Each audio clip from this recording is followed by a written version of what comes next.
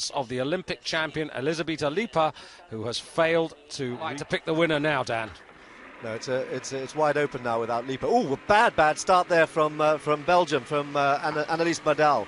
She just caught a crab and dropped right back immediately. She's only a slight sculler, and into this headwind she'll have difficulty fighting her way back into contention. But Germany on lane 1, Belgium on lane 2, Sweden on lane 3. Maria Brandon there, very strong, powerful sculler. These conditions should suit her. In lane 4, Canada, Marnie McBean. Again, nice long, settling into a good long stroke.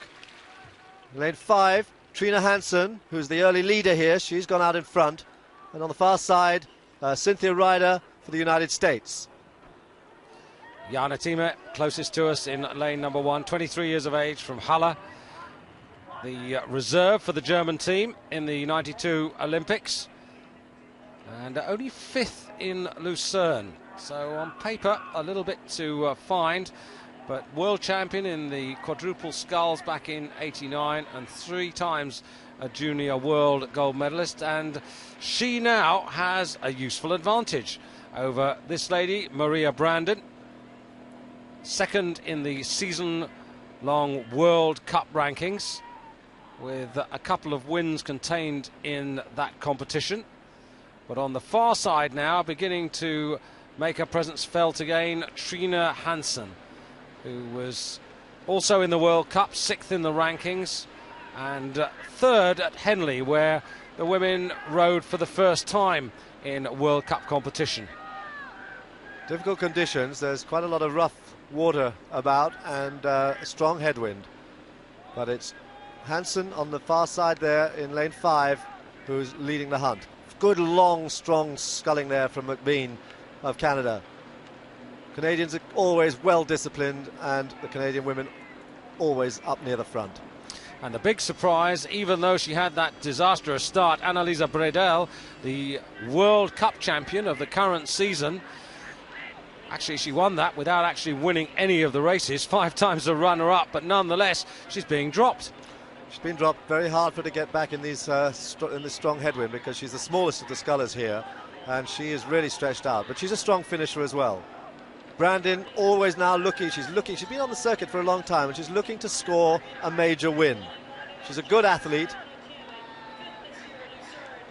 and these conditions absolutely right for her. Powerful lean back, but the leg's not quick enough perhaps. She needs to really slam down her legs. Canada in 2nd position, but Hansen really stretching out a good lead there. She's got a good length lead, and it's Germany just here on the near side in 2nd place. Very cool sculler, Thieme. She's very tall, tallest of the scullers here. Slight arm catch, makes it very hard on the arms after 1,000 meters, but she's a good, strong sculler. There's Hansen out in lane 5. Good early leader and moving very, very well. Lots of leg in her stroke there, and the back coming in very late. But she's got a good lead, clear length, and it's Thieme on the near side who's just holding 2nd position. Thieme, who competed in the World Cup, but just twice in the top 12. But this has been her major objective for the whole season. So half distance now, and it's Trina Hansen just in the lead. 1:53.97 her time for the 2nd quarter. Maria Brandon in contention, and looking as if her plan today, Dan, is to wait and come late. Well, she shouldn't do that, because with her power she should be right up heading the field, and she's got some very tough competitors around her and just ahead of her who are very strong finishers.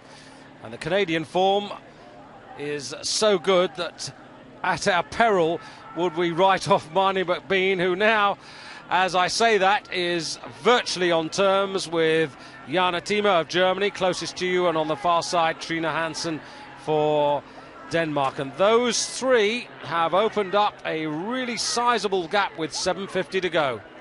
Yes, I think Hansen has really she's losing her form now. She's falling back, and it's Thieme and Canada beginning to really fight it out between them over this last 500 or 600 meters. But Tima's got a big advantage because she's very tall, long arms and legs, long levers. She doesn't have to stretch out like the other scullers to get the right length of arc for her stroke. She can just sit there and pump those long legs. And she's doing that with great composure. She hasn't put a foot wrong yet. She's sitting there very, very well. Good, confident sculling there, not making any mistakes.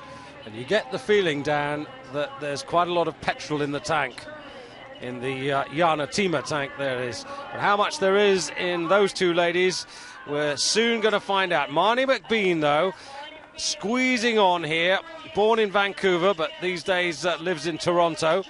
And herself twice an Olympic gold medalist and twice a world champion. So she knows the game of winning. Well, she's certainly putting Tima under pressure. The two of them really neck and neck. It's very, very... Oh, that's the first time I've seen her look across. She's quickened her stroke. She knows she's got to make a push now. And it's about a metre. It's a metre, and she is moving. She is moving. She's using those long arms and legs there to give her better leverage, and she's moving every stroke now. And absolutely right to do so, because it was Marnie McBean in that third quarter, 154.08, who was really applying the pressure. But now Jana really moving forward. Here's Annalisa Bredel. You can see there she's just about got into fifth place, but it's all a bit too late.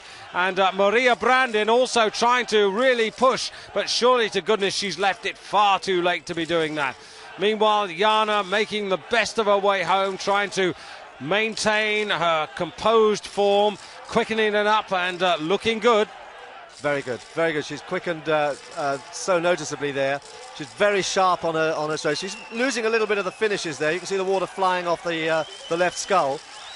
So that's making her less effective, but she really has a tremendous power on the first part of that stroke, the first impulse of the stroke. And Dan, the German fans are getting very excited, very, very excited, because you know and I know and they know that this could be their first gold medal of the championships. They've had to wait almost a day and 3 quarters for it to come.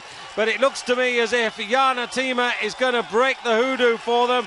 The others are really trying to fly. Look at Brandin coming. She's moving like a train, but it's far too late now as she chases Marnie McBean, and she's trying to get on terms for the silver medal, let alone the bronze. But it's gold to Germany and Jana Tima. And in second place, it's Canada's Marnie McBean. And in third place, Trina Hansen and Brandin. Oh, Brandin's gone straight over.